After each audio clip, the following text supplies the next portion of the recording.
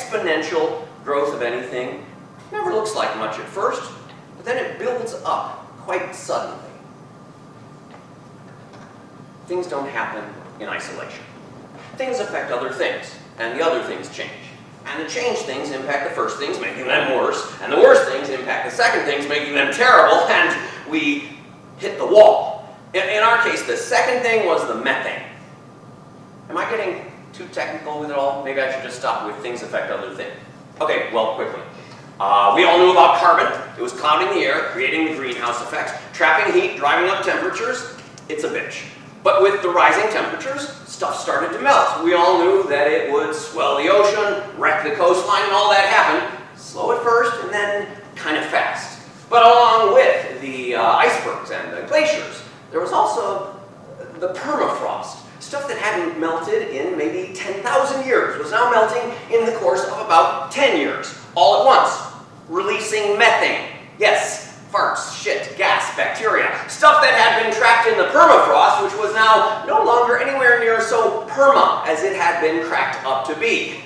Turns out, methane heats stuff up even more. More ice melts, less light is reflected away from where ice once was, which generates more heat and sets off a seemingly non-ending series of forest fires which kick even more carbon into the air, even as they eradicate carbon-reducing, oxygen-producing plant life. Suddenly, lands that used to be able to bear crops are now drier than the Dust Bowl, hitting us with starvation, famine, sudden spikes of migration, spikes that are redoubled by the rising sea level, which, given that 10% of the world population used to live within 30 feet of sea level, sets off a secondary spike, this one of refugees. And as if that were not enough, the melting permafrost sets free the mothers of all ancient diseases, which now, like Captain America, are back in the game, hitting us with anthrax, bubonic plague, stuff that I've never even heard of and still can't pronounce, financial collapse,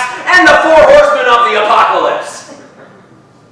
Each and every individual thing impacts each and every part of every other thing, which in turn cranks up the original thing. It's a feedback loop. But for those of us who still can, just blast the air conditioning, leave the car running, keep flying, jack up the shit that was making the problem bad in the first place,